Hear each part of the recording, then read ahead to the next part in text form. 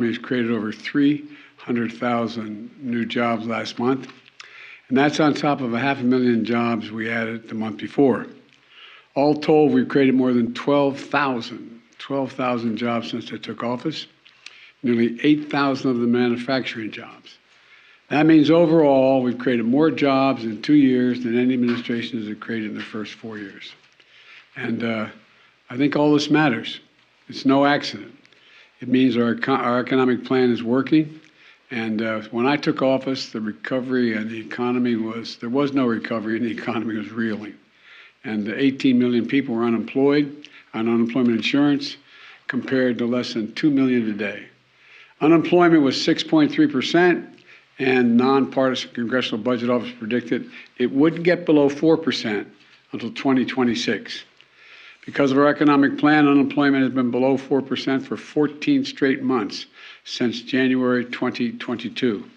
Last month, the unemployment rate remained near the lowest level in 50 years. 50 years. And that's really good news. People who are staying out of the job market, this is particularly good news, are now getting back into the job market. They're coming off the sidelines. They're getting back into the job market. The share of working age folks who are in the labor force is higher than it's been any time since 2008. That was one of the big predictors everybody was looking at. Tomorrow, it'll be 2 years since I signed the American Rescue Plan into law. It led to the fastest recovery of any major economy in the world. It laid the foundation for the progress we've been seeing and we see today. Record new business applications, more Americans with health care coverage than ever, including more than 14 million Americans saving $800 a year on their health insurance. Unprecedented tax relief for nearly 40 million families with 65 million children, thanks to the child tax credit, which cut child poverty in half. And since we passed the CHIPS and Science Act and the Bipartisan Infrastructure Law and the Inflation Reduction Act, we've seen companies commit more than $300 billion, companies from around the world, commit more than $300 billion to invest in future manufacturing and innovation here in America, creating jobs. We're going to invest in America again. We're going to make it in America again, and the federal government's going to buy America. That's been my economic vision. But what does this progress really mean for families trying to get by? I'll tell you. It means more people with good jobs and the dignity and security that comes with a paycheck.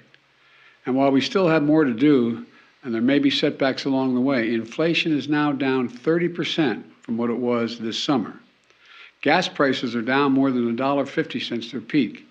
At the same time, take-home pay for workers has gone up, especially for lower, and this is important in my view, especially for lower and middle income workers. This all adds up to just a little bit, I know you're tired of hearing me saying breathing room, but I think that's how people think about it, a little more breathing room for working families. And today's job numbers is clear. Our economy is moving in the right direction. Yesterday I went down to a hall in Philadelphia to lay out my budget and outlines my budget with bills on the progress we made growing an economy from the middle up and the bottom up and not the top down. It's a plan that keeps investing in American manufacturing, innovation, and creates more good-paying jobs that don't require a college degree. It protects, strengthens Medicare, Social Security, two bedrock programs Americans have been paying into for every paycheck they've earned since they've been a kid. And we're paying for these investments. We're paying for it all. My plan, after it's all said and done, is going to cut the deficit nearly $3 trillion over the next 10 years, the plan I've submitted. And by making the wealthy and corporations just begin to begin to pay their fair share. You know, when we talked about 28% tax rate, Ronald Reagan was 28% tax rate. You know, that wacko liberal guy, you know. The idea that that's an unreasonable amount, but I'll get into that later. Anyway, it continues to lower costs for families. Building on the work we've already done to lower cost of insulin and other prescription drugs to make health insurance more affordable. It brings down home energy costs, bills for home energy costs.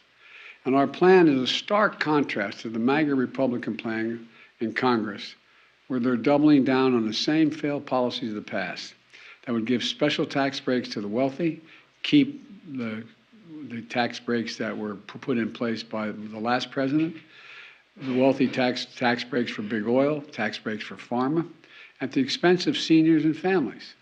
You know, it's kind of a top-down, trickle-down economics that never, ever worked. I know when I grew up, as you've heard me say before, not much trickled down on my dad's kitchen table. So, you know, my dad used to have an expression. He said, I don't expect the government to solve my problems, but I do expect the government to understand my problems. Not solve them, understand them. Building a budget requires some really hard decisions. But all over America, families are sitting around their kitchen tables making decisions that are equally consequential. That's who my budget is for. It's about a value set, I said yesterday. Working people, middle class, the backbone of the country, small businesses who are responsible for around half of all the jobs in the economy. You know, big corporations, the Fortune 500, they're big. But small businesses account for half the people employed in the economy. My budget reflects what we can do to lift the burden on hardworking Americans. Today's news tells us that thanks to our efforts, 12 million more Americans have jobs. The job is about a lot more than a paycheck, as I said. It's about dignity. It's about your family's dignity. And 12 million more Americans can look their kids in the eye and say, honey, it's going to be okay, and mean it. You know, that's a little more dignity for 12 million Americans. And it's not just good numbers. People can feel it. People are moving back into the work. But this may be the part that pleased me the most about the report, the jobs report, is people who've been staying out of the job market are moving back in, beginning to move back in. Jobs are available. People are working again. They're becoming more optimistic about their future. And now the biggest threat to our recovery is the reckless talk. The reckless talk, my MAGA friends, this is not yours, I heard me say, it's not your father's Republican Party, but the Republicans in the United States Congress, what they want to do with regard to the debt limit. You know, they're threatening to default on our national debt. In fact, planning to default, as some Republicans seem to be doing, puts us very much at risk. I believe we should be building on our progress, not go backwards. So I urge our extreme MAGA Republican friends in the Congress to put their threats aside, join me in continuing the progress we built. We got a lot more to do, so let's finish the job. And by the way, you know, we talk about I just saw my staff handler as I was coming in, the House Freedom Caucus. Members of the House Caucus will consider voting to raise the debt ceiling contingent upon the enactment of legislation. You know what the essence of the enactment of legislation is? Cut all spending other than defense by 25%. 25% across the board. And that means cops, firefighters, it means health care, that's just what they call discretionary spending, as you all know. And on top of that, what they're really focused on, I saw here, I shouldn't get into all this now, but is what it's kind of surprised me. They want to make sure we don't have enough IRS agents. You know those IRS agents we had? They're going to check on the accounts of the super wealthy, which require a lot of accounting, a lot of agents to look at it. They want to get rid of them. I don't know. We just have a very different value set. Anyway, I'm optimistic. We're going to get the CPI next week. Hopefully, we'll be in some solid shape. But anyway, yes. Mr. President, are you concerned that rising interest rates will put a damper on this job growth and impact the economy? And you mentioned the Freedom Caucus. Do you have any openness to negotiating on any of the issues that they mentioned? Well, first of all, we don't know what the CPI is going to be this week, but it's been down. Interest rates have been down. The inflation has been down for many weeks in a row now. And I said we're going to see blips going up, but I feel confident that we're headed in the right direction. And there's a lot of talk about what the Fed will do and not do. We'll see. We'll see what the Fed will do. But we'll see what the CPI is. I guess it's Tuesday or Monday, Tuesday, Wednesday. Next week is coming out.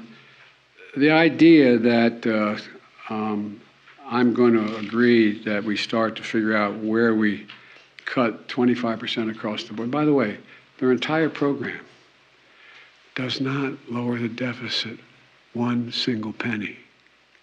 They're keeping, if what they say they mean, if they're going to keep the tax cuts from the last president, number one, almost $2 trillion. If they're going to, in fact, no additional taxes on the wealthy, matter of fact, reducing taxes. And in addition to that, on top of that, they're going to say we have to cut 25% of every program across the board. I don't know what there's much to negotiate on. But I'm prepared. I told the speaker, as soon as he's ready to lay out his budget, I'm willing to sit down. And now I'm hearing things like, well, we're not going to have our budget till April or May, maybe even June. All this talk pushing me to get my budget done. I said I'd have it done by the 9th. I had it done by the 9th. I handed it to you guys. I handed it to them. Why all of a sudden can't they get it done in March or maybe even April, or maybe even May? I mean, I don't know. It doesn't sound like they're on the level yet. So thank you very much. President, Thank you, everyone. what are your thoughts on Saudi Arabia and Iran reestablishing diplomatic relations, sir? The better the relations between Israel and the Arab neighbors, the better for everybody. Will you sign the bill the House just unanimously approved on COVID-19